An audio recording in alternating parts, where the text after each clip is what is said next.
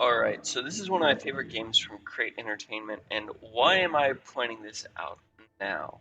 Why am I giving you a rundown on this now? Well, there was just recently a huge update. A huge update. As you can see, I have a lot of different characters that I've tried on this. Clearly some more serious than others. But with this, there was a huge update that changed the way that the game was played. As you can see, I have tons and tons of characters at this point.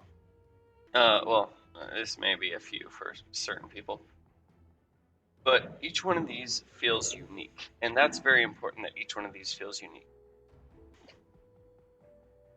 But like I said, there was a main. I normally play this multiplayer, I will say, but I have played this single player, and it's been fine.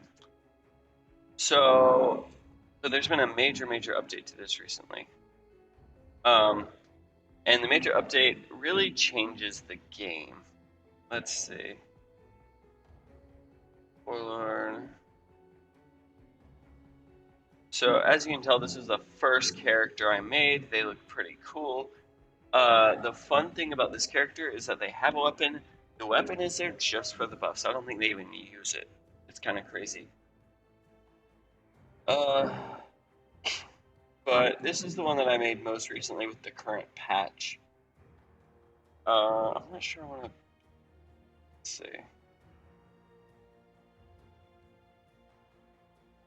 Hmm.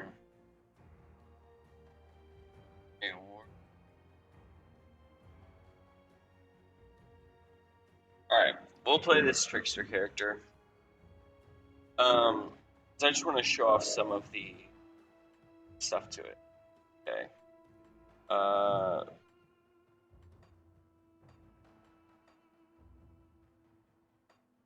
I haven't made it past that with him. Alright. So there are, I want to say like 3 gameplay DLCs with this game, and then there's 2 I just want to support the developer DLCs with this game. And there is a 4th DLC coming next year. When next year, I don't know, but I am there for it. I really want it. I want there to be like more classes. I want there to be more wacky stuff that they put into this game, because each one of these classes has like 2 or 3 things that they can really try and do, which is great because each class you get 2 classes with each character starting at level 10. So each character can potentially have like it feels like uh, an unlimited amount of. Okay, so we're about Homestead. It feels like an unlimited amount of things. Let me just show you real quick. Here, right. So this one is Nightblade Shaman. That's fun. But this is a Nightblade Shaman. So recently they changed what all the things do, to where constant up is always up. This one is clearly more spec'd into Shaman. If you look at it, which Shamans have a lot of like summons, they have a lot of uh, like elemental damage, all that sort of stuff. There's not that many summons. There's the Devouring Swarm. There's the Briarthorn. Like that's what the sort of summons. The Nightblade, however, is like a come in and stab you for big damage. So there's like debuffs like this, or there's Shadow Strike, which you just zoom in from out of nowhere. Oh, I didn't realize it was 500% speed. Okay, you zoom in out of nowhere, you do a big hit, and then they die. Like that's just how it goes. Should go. I don't know. Every time I come back to this game, I haven't played this character in a while. I've mostly played other characters. Every single time I come back to this game, I always look at this down here and I'm like, oh, I haven't made a character with this at all. Of course, I haven't made many characters down to here. You get 3 points per level up to level 50, and then you start getting 2 points per level. So as you can see, this character is level 32, so I have 96 points invested in his levels at this point. One of the big updates, one of the big changes, was actually that they went away with potions and they added an evade skill, right? So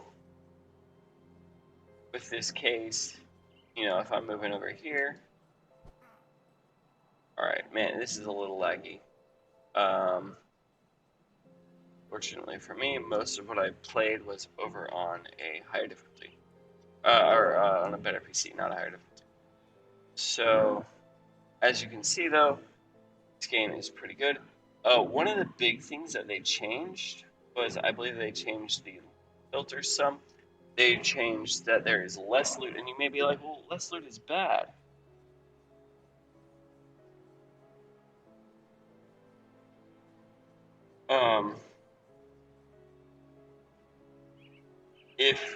If less loot is bad, no. This game had way too much loot. There were incredible amounts of loot, and I was here for it. All right. So as is, you can see.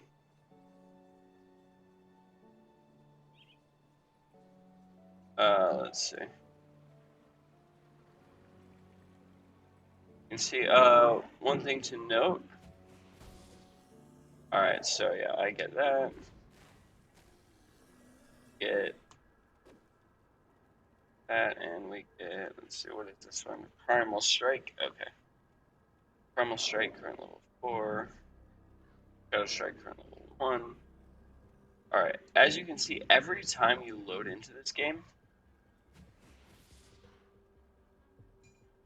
you get new stuff. So I think this is a little,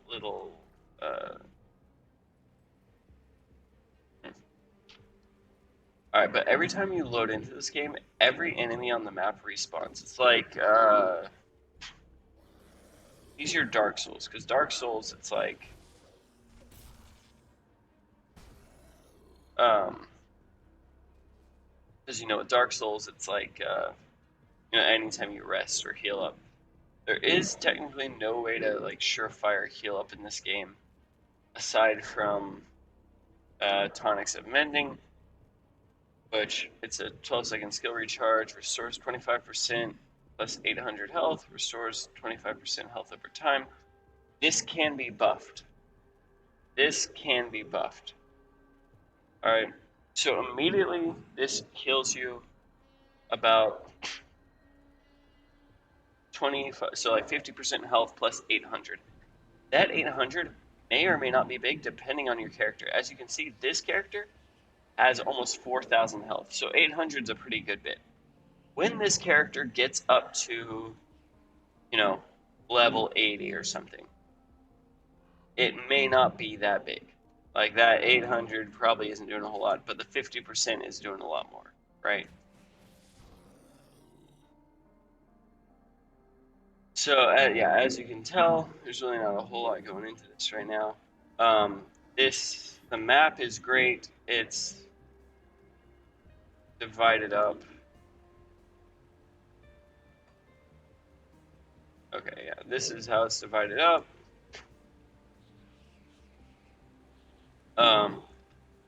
Okay, so this is where I was. So the way the map is divided up, you have all of this, which beyond this point is all DLC, is the first or second DLC. You go all the way up to Malmuth, and that's great. This is the base game, so ending here, and then you switch sides of the map, you go all the way over to here. If it'll go, yes, you go all the way over to here. So I think that was what this was initially planned for, right?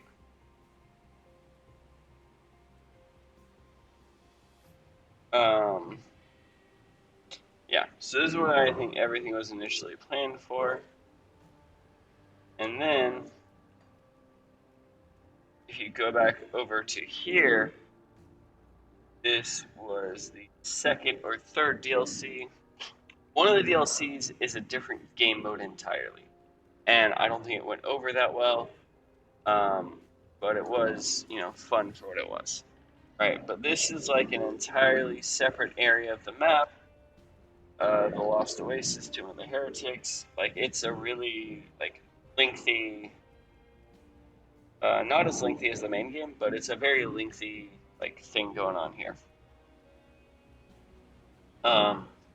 And for this, you just have to get to a certain point in the story.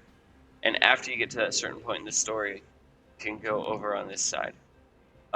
This one, however, the Ashes Mammoth expansion. This one, you have to complete the main game before you go and do that. And Port Valberry is somewhere in there doing something.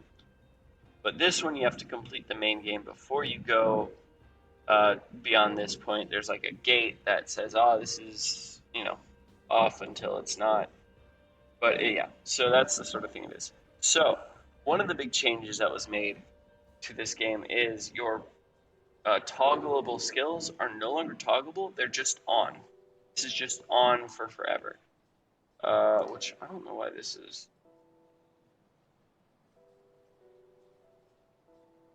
Okay, so you have skills granted by your classes. You also have skills granted by your items. I don't know which one or what's granted by this item, or what item has this. I'd have to look at my character. As you can see, there's a lot of things. This current character does not have anything in this slot because that's usually you only start getting into these after level 50. Right, so we got these. I got 500 lore experience. There's a ton of lore in this game. Right? Just an absolute buttload. And the other thing that gives this game a lot of replayability is that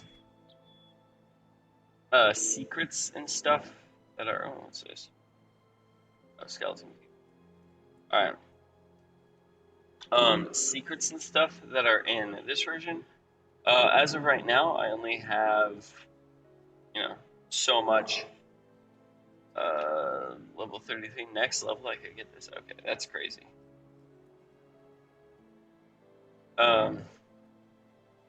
Skeleton keys are for special areas. Yeah, so there's just a lot of replayability to this game. There's a lot of combinations that you can try. Let's see. Let me back out of this real quick. Exit to main menu, yes. Just to show you what else this game has to offer. Alright, so I'm going to create a character.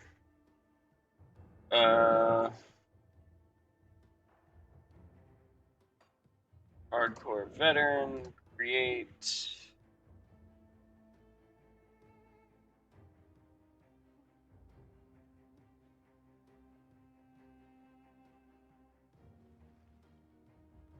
Alright, so we have a level 1 character here.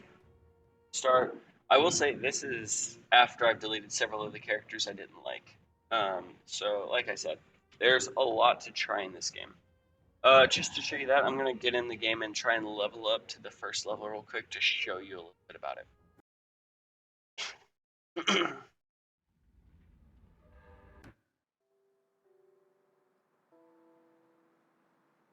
Alright. Alright. Oh, whoops. Alright. So as you can see, there's a whole heck of a lot going on in this game. There's all this. Okay. There is fast travel built into the game. Right? You don't need to unlock it or anything. That's one of the great things about this game. Alright, so we start out with a basic club and everything.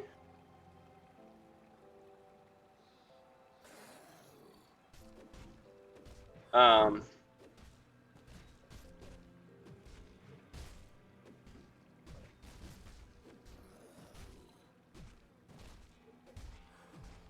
so as you can see, it probably takes like 10 to 12 guys to get this first one. Okay. You now have a belt. Once again, you start out with basically nothing, but something of fortitude. Z, getting a lot more physique from that. That's great. And armor, just a little bit of armor.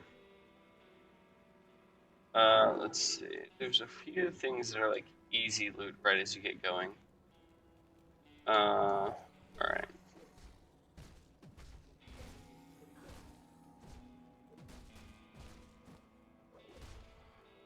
All right. The one thing that I would say about this game is that there are caps to everything, and I understand this for like game balance purposes, but I would love it if I could get 100% resistance to a specific type of damage. That would make my day. All right.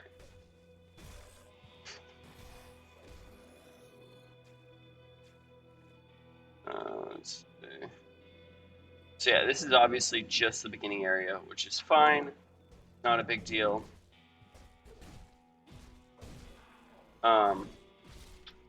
But obviously once you get into later areas, there is like an unbelievable amount of creatures that you're fighting. You're fighting hordes and hordes. So it is good to get some kind of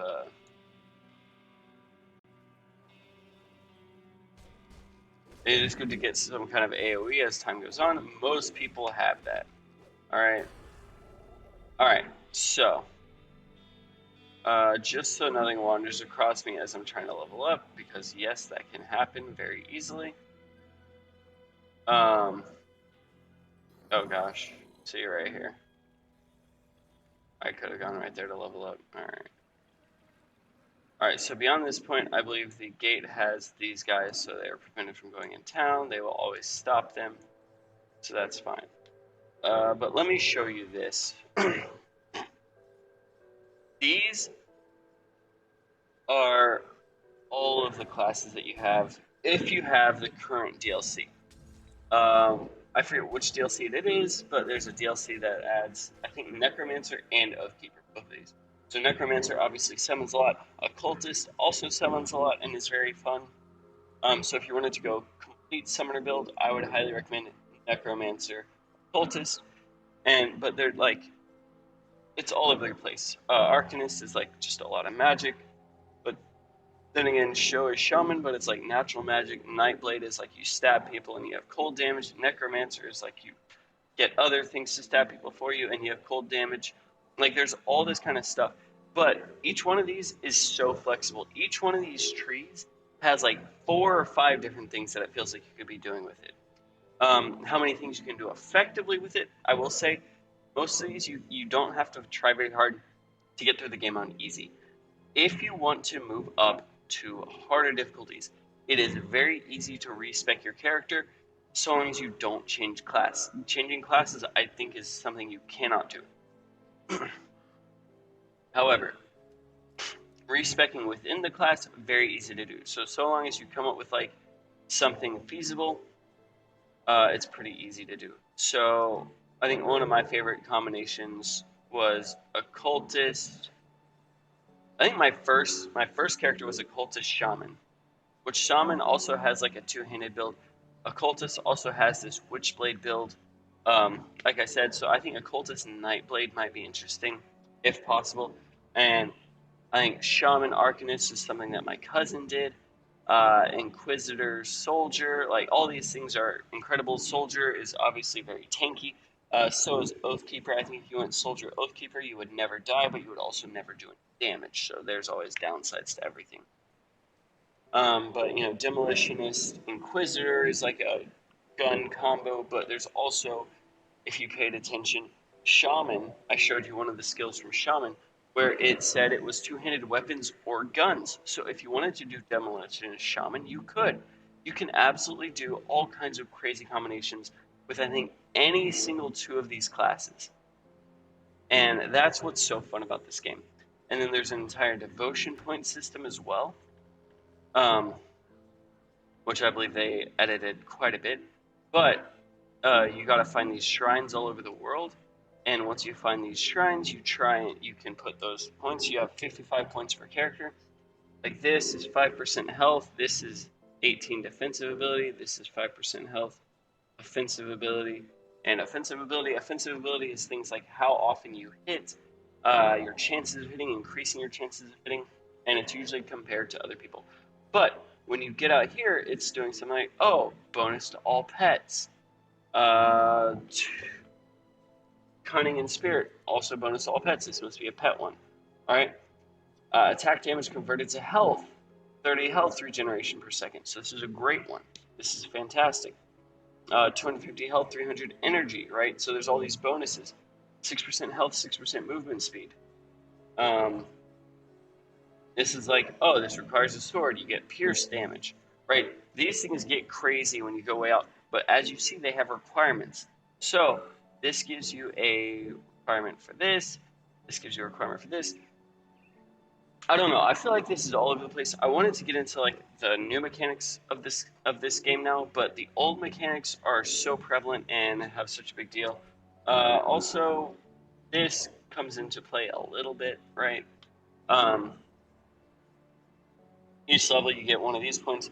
This 1 point will add 10, or I think 9, I guess. But like 9 or 10 to whatever your physique is, right?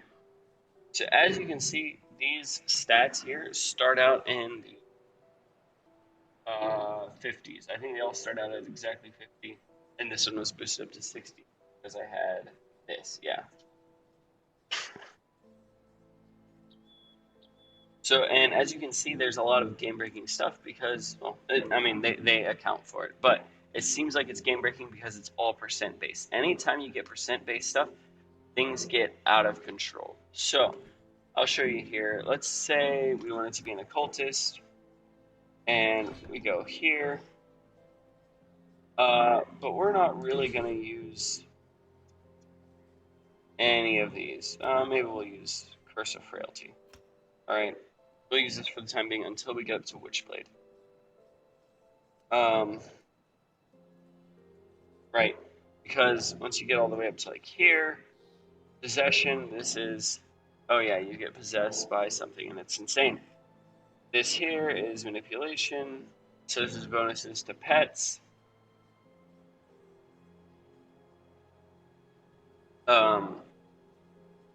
That's wild. Some classes have unique skills. I believe exclusive skills. Only one exclusive skill can be active at any one time. Buffs are automatically activated. So this says have a duration. I don't know if this is just a passive now. One of the biggest changes they had was passives. But this is obviously huge damage, right? This is huge, buffing all your damage, absorbing damage, 100% skill disruption, protection. It's like you can't be stunned out of skills, all this sort of stuff. It's crazy, right? But then you also have something like this, which is a Hellhound, and you can summon that. You can summon a Hellhound, you can summon a Familiar. All these things are insane. But then you also have this over here with all these summons. You also have Soleil's Witchfire, right? Harness within every weapon attack. So this changes your weapon attacks, right? This gets your attack speed up, vitality decay, and starts doing alternate types of damage. This changes that. This isn't like an optional point that you can put in. So this changes physical damage to chaos damage and makes it so it buffs your pets as well. This changes, this adds to the damage that you're doing. Like, there's so much you can do. This is just one class. This is just one class. And this is just, the very first basic debuff. The next level of it is an even bigger debuff. And you can start doing acid damage if you do Shriek's Evil Eye. So right, you could combo these two together to really pop off this way. Or, because this is also, it slows them down, physical resistance, damage bleeding. If you do this, let's see, what was it? There's also another one. Oh yeah. If you do this, instead of buffing them, if I remember correctly,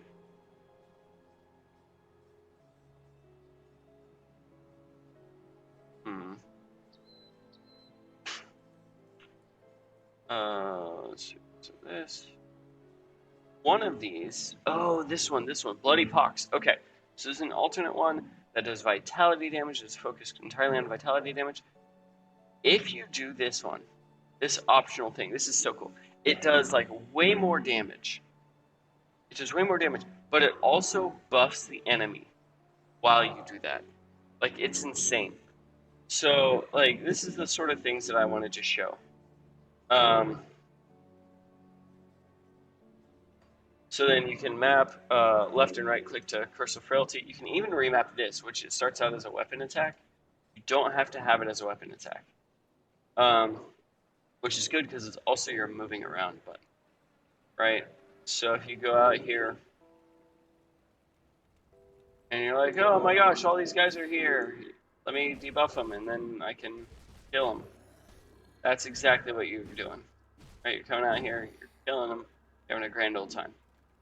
So that is what I wanted to show you this time. Once again, this is one of my favorite games. Thank you so much for watching.